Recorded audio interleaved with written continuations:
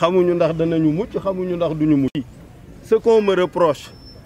d'avoir répondu à l'appel de Macky Sall lorsqu'il y a eu cette période de Covid xamuñu woon lan la mu ne ma daal chinois yaa ngi dee américains yaa ngi dee tubaab yaa ngi dee te fii la jëm si xamuñu ndax danañu mucc xamuñu ndax duñu mucc booba dialogue national nañu ba pare ba nga xam ni normalement daf maa war a jox statut chef de l'opposition ànd ak 4 milliards looloo dàq fuuf lii ma nekk puisque joxuma dara fii ma toll ci ses bi ay miettes rek mais bu ma nekkoon chef de l'opposition am 4 milliards di wër Sénégal kon heure bi dana fekk déjà ma nekk président c'est clair y a aucun doute là-dessus mais mu ne ma loolu la ñuy def wala dañuy gàttandu lii ba mucc ci soog a xam lu ñuy def. waa Guinée ñan ñoo daaneel Alpha Condé ana ña ko daaneel ñoo yor nguur ku ko yor waaw kay waa Mali ñan ñoo daaneel IBK déedéet ñi ko daaneel laa wax ñoom Imam Dicko la ak opposition bi ana ñu ñoo yor nguur ga ku ko yor waa Burkina ñan ñoo daaneel nguur ga déedéet opposition bi ñoo xeex ci mbedd yi ay balais citoyen yu kenn xamul mais ñan ñoo ko yor armée bi donc du xel nga jàpp ni da ngay daaneel toog c'est complètement irréfléchi c'est pas que daaneel nga que da ngay toog waaw li ma def man mooy dëgg mais teeluñu koo xam léegi nag xam nañ ne mooy dëgg waaw moo tax dëgg moom du réer loolu la wolof wax daf ni mooy mujj mais ki ko ñemee def nag mooy ki mu ko leer ni yàlla waajal na ko mu mën a muñ diggante bi mu koy def ak ba dëgg ga di feeñ ci bëtu ñeneen ñi lañu ko cay teg ci jam-jam waaw bu ko mënul rek jaru ko donc jàmm moo am importance te jàmm moom la suñu kilifa yëpp bëgg moom la sëñ Muntaxa bëgg moom la sëñ Mbay Si Mansour bëgg moom la Laayeen yi bëgg moom la Njaasaan bëgg moom la waa Popenguine bëgg moom la Ceneba bëgg moom la roi Oussouye bëgg moom la suñu mbokku séeréer yi ñi topp roog seen bëgg Serigne Cheikh doon wax ba ñu ko laajee ne ko turu yàlla yi dañ ne 100 la 99 yi wax nañ ñu ko centième bi lan la mu ne leen roog seen parce que mooy bu séeréer yi te nekkul ci liste bi parce que xam na ne moom yàlla nee na qu'il se conforme à l'idée que se fait de lui son serviteur donc c'est roog seen c'est possible donc 2024 gëm nga ne jàmm jooju ñu ragal dina am ci Sénégal man gëm naa ne jàmm ji dina am non président Macky Sall damaa dem këram mu invité ma ndogu ñu julli timis julli gee moo ma jiite timis bi daf na ma jiiteel ñaar yëpp puisque man bu ma jiitee bu ma juumee yow di nga mën a wax subhanallah mais léeg-léeg yow nga wax ay saar yoo xam ni du ma ko xam boo ci juumee du ma mën a wax subhanallah donc yaa war a jiite ma ne ko déedéet jiiteel timis bi mu jiite timis bi tari ñaari saar benn bi ayatul kursiyu ba mu ko tàmbalee nag ma teewlu gën a teewlu ndax dafa maa daloon ci Ablaye Wade ma jëli ko aéroport mu ñëw dem permanence rek song ayatul kursi ma ne yàlla na egg ak jàmm de sinon bu eggul dinañu am problème mais mu tari ko tari bu leer deuxième rakk bi mu tari Quraysh tari bu leer imam bi fàttali na ko falyabudu rabba hadha al bayt alladi at'amahum min ju' wa amanahum min xawf ma ne ko loolu nag mooy sa lettre de mission yow en tant que président de la République puisque yàlla mi ñu moom dafa warloo ak ñun ñaar daf ne fexe ba duñu xiif musal ñu ci xiif dundal ñu ba duñu xiif fexe ba duñu jàq ñu am kaaraange ba duñu jàq ñaar yooyu la yàlla wax loolu mooy alladi at'amahum min ju' wa amanahum min xawf ma ne ko loolu mooy sa mission ma ne ko benn bi yaa ngi ciy def li nga mën yaa ngi defar ay forage yaa ngi def bourse familiale yaa ngi def ay piste et cetera dama dem Bandia fekke waxtaanu ay libanais yoo xam ne dañuy def chasse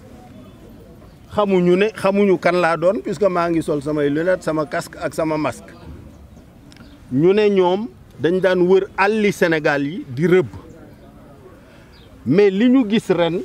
bi ñu ñëwee ci ay forage ci ay piste ay nangam musuñu ko gis ma woo Macky ma ne ko yow sa affaire u Diamniadio bi mu ngi bëgg a romb Diamniadio sa vision bi parce que li ma yi ma toogal ñu ngi wax say piste ay Matam ay Podor ay village yu kenn xamul yoo xam ni boo fa demee léegi c'est complètement transformé ma ne ko loolu yaa ngi ci mais fii Sénégal toll nit ñi jàq nañu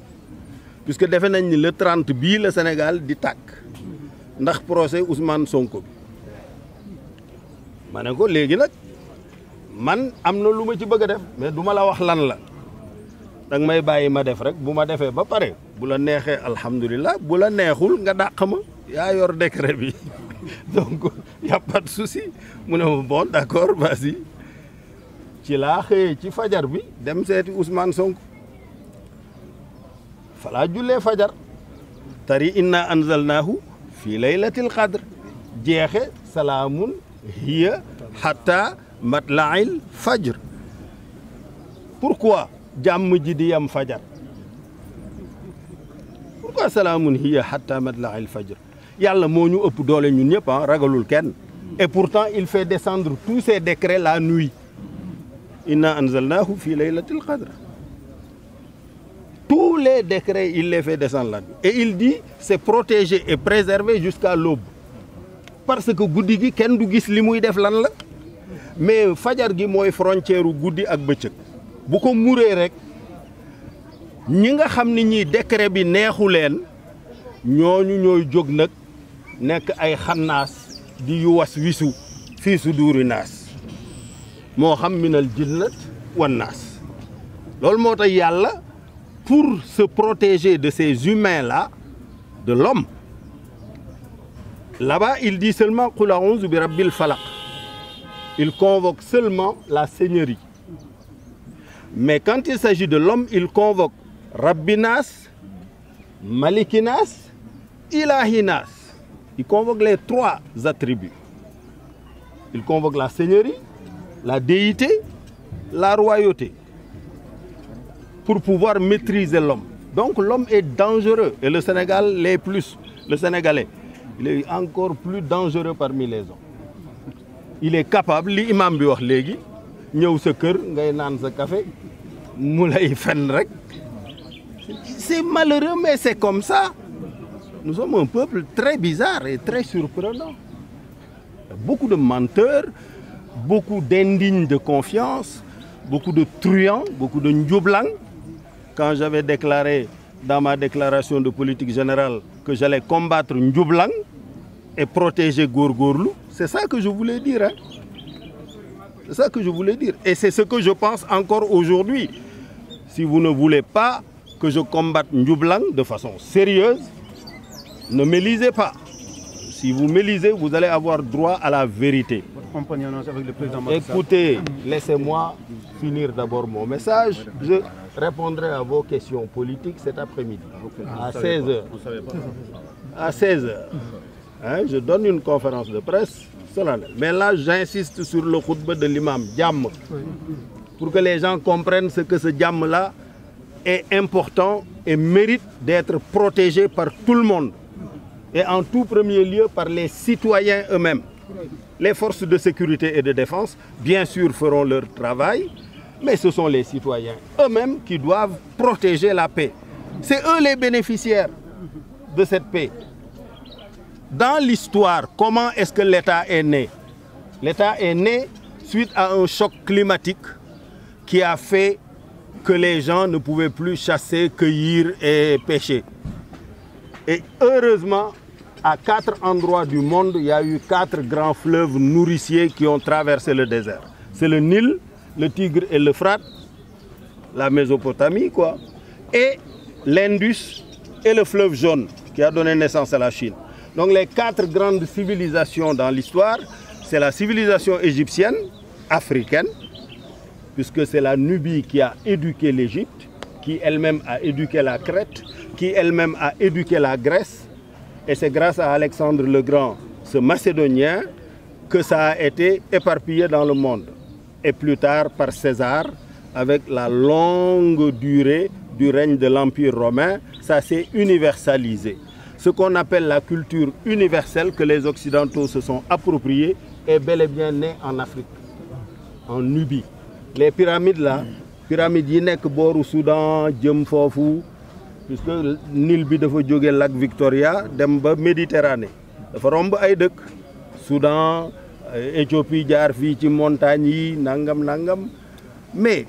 foofa ba loola amee nit ñi daw toog ci booru dex yi créer agriculture mu remplacer cueillette ñu créer élevage mu remplacer chasse mais chasse ak agriculture dafa yomb dafa jafe